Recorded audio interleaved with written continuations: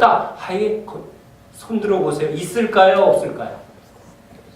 없습니다. 목사님들 그룹에서도 제가 해봤습니다. 평생 교회 안에서 하신 분들, 저야 뭐 말할 것도 없는 탕자니까 뭐 말할 것도 없는데 실제로. 자, 그러니까 그 계명을 말씀하신 뜻은 제자들이 이걸 행하라고 할까요? 근데 행한 사람이 있어요, 없어요? 있습니다. 바울이 뭐라고 말해요? 내가 율법으로 흠이 없는 자라. 그러니까 뭐 했어요, 안 했어요? 이 율법대로 살인을 안 했어요.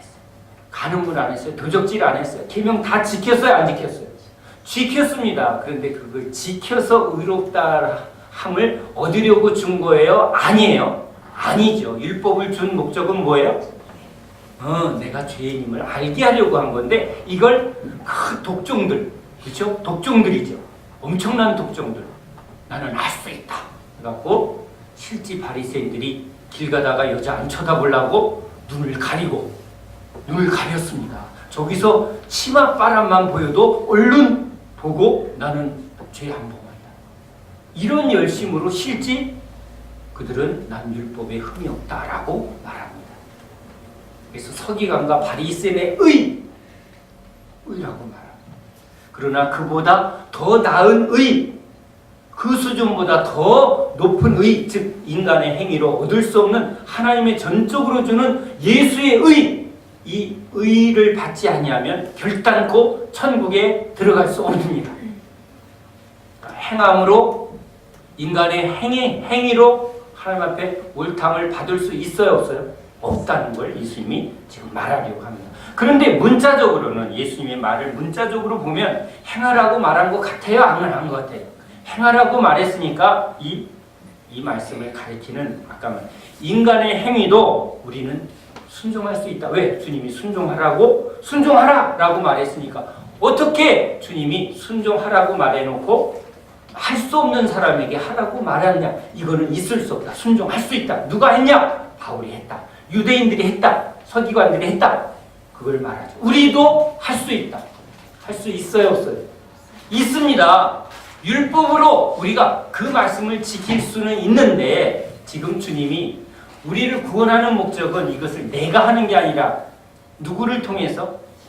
예수를 통해서 이것을 행할 때 이 열매는, 이 의의 수준은 하나님이 원하는 하나님의 수준으로 우리를 그 수준으로 인정하려고 하나님이 우리를 구원하는 하나님의 형상으로 지었기 때문에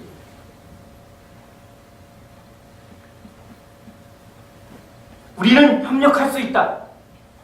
그렇게 가르칩니다. 자, 인간이 하나님이 말씀할 때 인간도 협력해야죠. 그렇죠.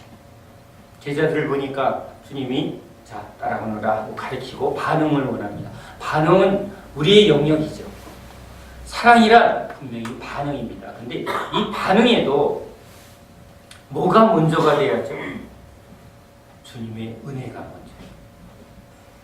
자, 은혜를 주면 그 은혜는 받는 자에게 어떤 힘을 줄까요?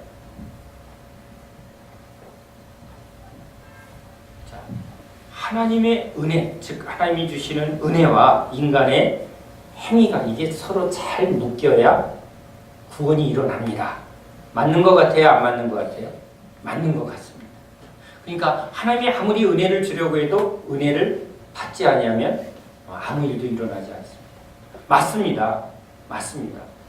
그런데 여기에 은혜의 속성을 여러분 진짜 하나님이 주는 은혜는 어떤 힘이 있을까요? 안전뱅이를 고쳐는 줬는데 일어나는 거는 본인이 해야죠. 그렇죠? 근데 안전뱅이를 고쳐서 일어난 건 본인의 공로예요? 아니면 당연한 거예요? 고쳐줬으니까 일어나는 거죠. 이 말이 여러분 굉장히 중요해요. 고쳐주신 거는 하나님의 전적인 은혜죠. 근데 고쳐준 사람에게 일어나라 했더니 일어난 건 그 사람의 협력일까요? 아니면 은혜에 합당한 행동일까요? 일어날 수 없는데 자, 한번 네가 일어나려고 하면 될 거야 라고 하면 협력이죠. 자, 이걸 우리는 병원에서요, 수술을 했는데 재활은 누가 해야 하죠? 본인이 해야 합니다. 그러니까 의술은 이렇게 완전히 사고 난 사람을 처음처럼 깨끗하게 할 수 있어요, 없어요? 없어요. 그러니까 의사가 분명히 수술은 했지만 이 회복은 본인의 의지, 본인의 열심이 수반이 돼야 안 돼요. 그러니까 제가 이런 비유를 하죠. 눈을 뜰 수 없는 우리가 눈을 뜨는 거는, 눈은 만들어졌는데 시력은 우리가 하면 이게 좋아지는 거가 협력이에요. 그렇게 보면. 근데 주님이 그걸 자꾸 하는 건, 주님이 그것을 나타내는 건, 보게 한 건 누가 한 거예요? 주님이 한 거예요.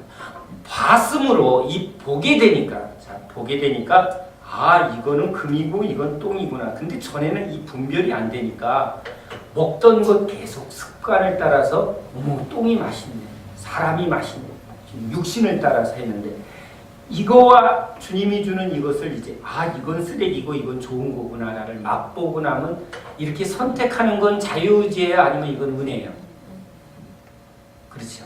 그러니까 왜 이 은혜와 자유의지를 자꾸 섞었냐면, 하나님이 주는 은혜의 능력을 경험하지 못한 사람은 비유를 어디서 해요?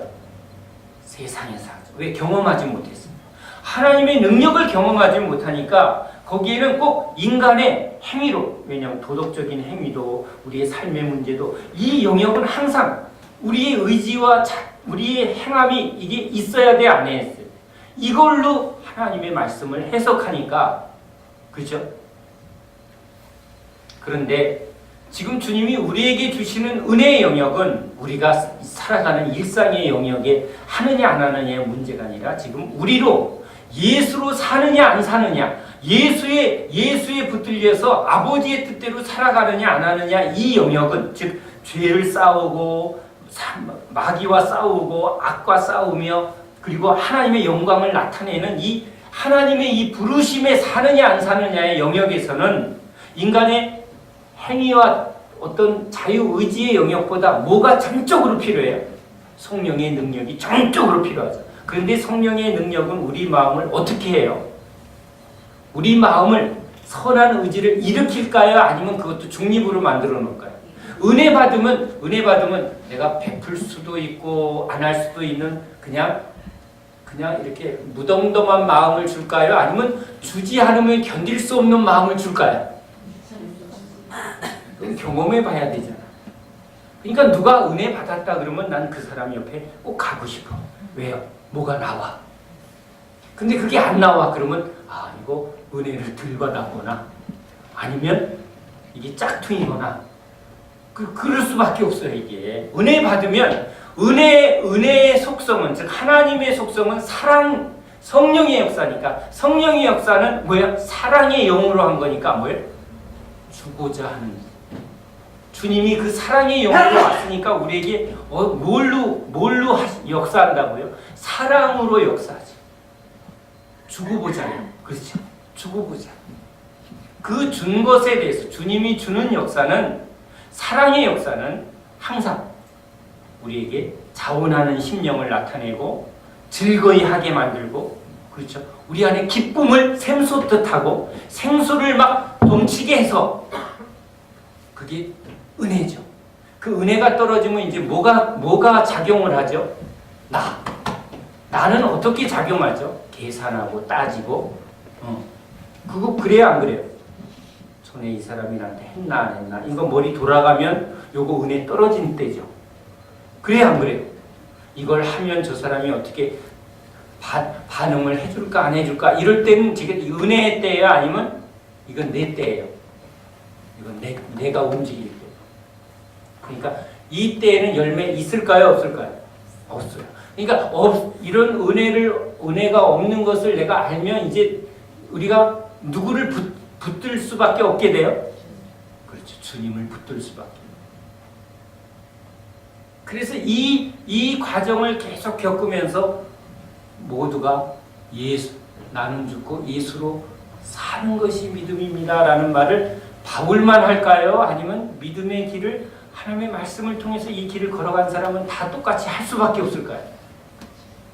열매는 진짜 주님이 맺게 해주시는 거지 내가 열심히 하면 된다라는 말이 이 과정을 겪어본 사람은 알 수 있는 거예요.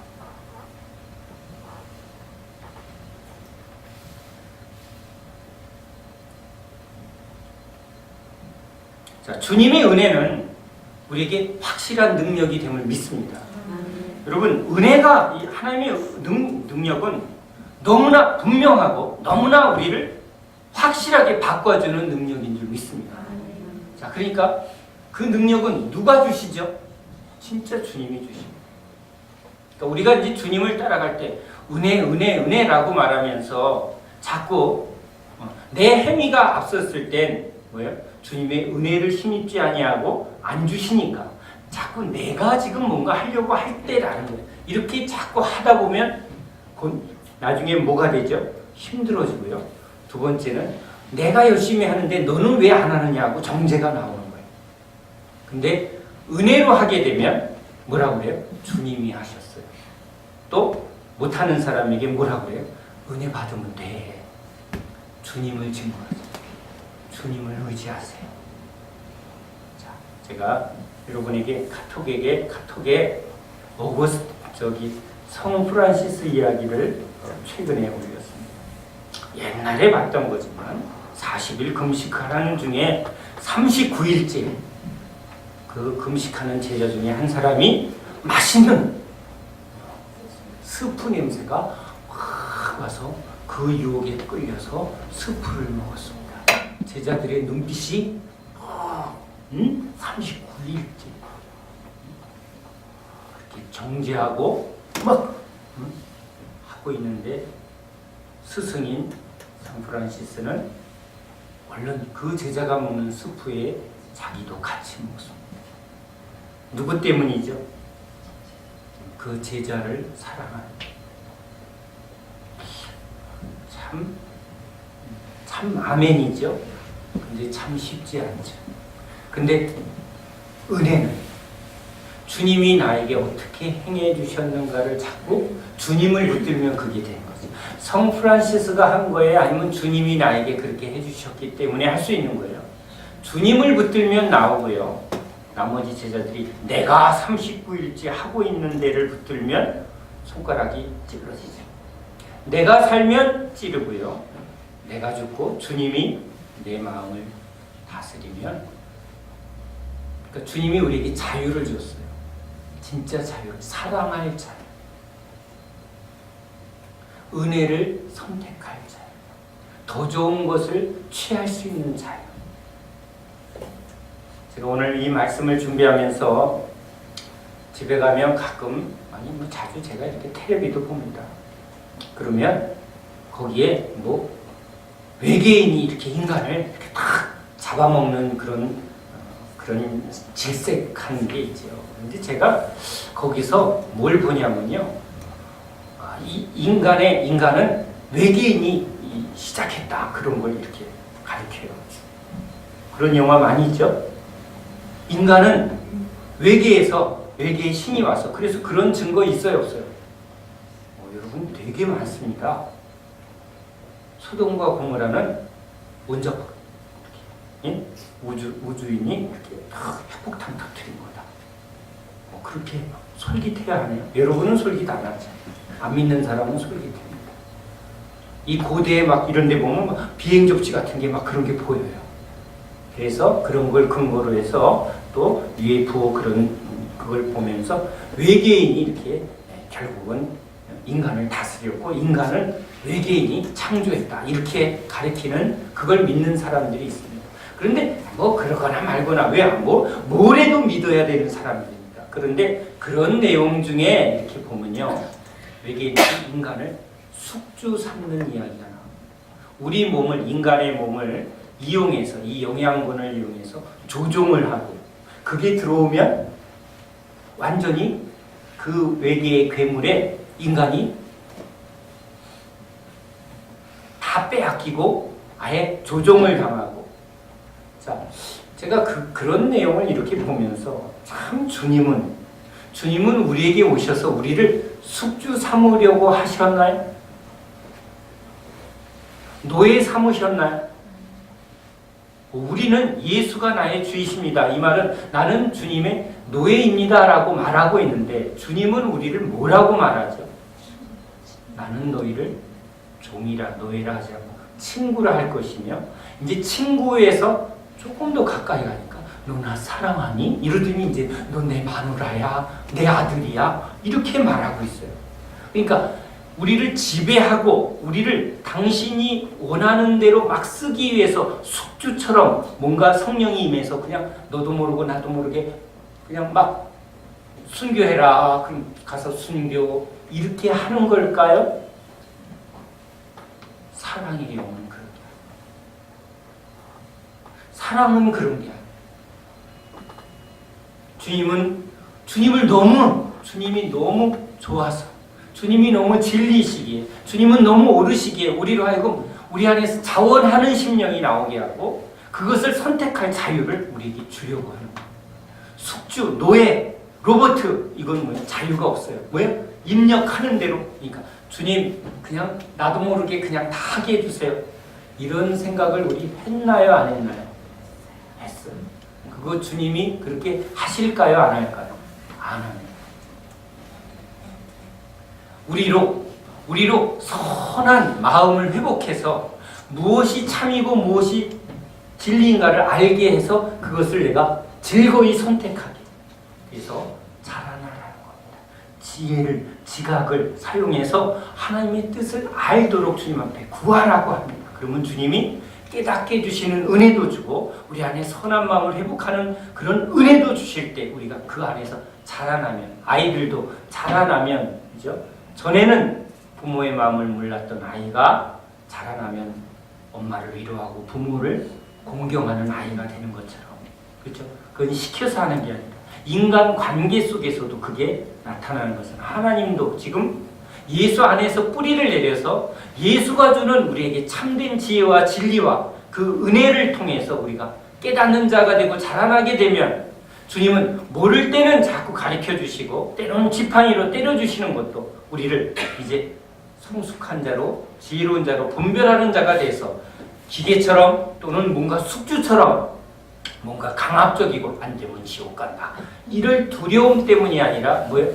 이것은 너무 옳고 너무 좋고 참되고 그것은 참 사랑이기에 주님을 즐거워 순종하는 자 되게 하려고, 그렇게 되게 하시려고 주님이 오신 줄 믿습니다.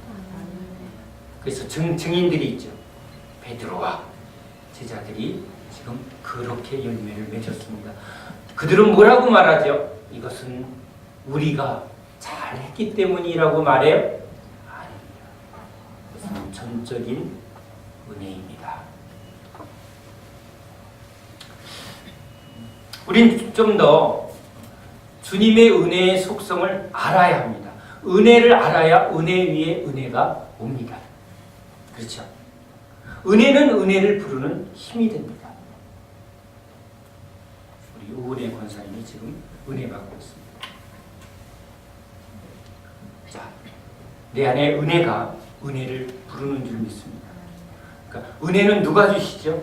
주님의 은혜입니다. 근데 은혜를 받았다면 이 은혜를 내가 지금 잘 뭐하면, 내가 이걸 잘 먹으면, 잘 이렇게 하면 주시는 분이 어머 잘 먹네 하고 더 주신다는 말이 은혜 위에 은혜죠.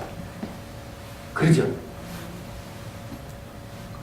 이 은혜를 은혜로 여기지 아니하고 이것을 잘 먹지 않으면 주님이 언제까지 안 주실까요?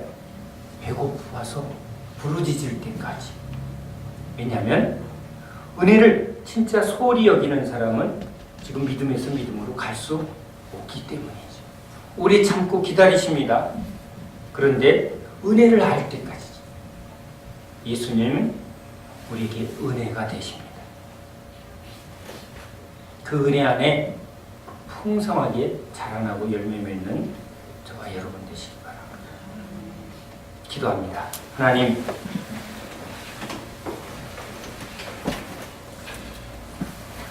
하나님을 알아야 그 은혜의 깊이를 알고 은혜의 능력을 경험합니다.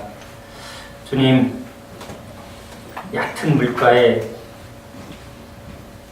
육에 붙들리고 세상에 붙들릴 땐 우리는 분별도 못하고 은혜에서 멀어집니다. 저희들을 가난하게 하고 낮추시고 또한 줄이게 하시는 것은 은혜의 주님을 붙들게 하려고 주님이 우리에게 행하시는 일인 줄 믿습니다. 오 주님, 이런 주님의 마음을 아는 날 되게 하옵소서. 주님의 뜻을 붙드는 지혜로운 저희들 다 되게 하여 주옵소서.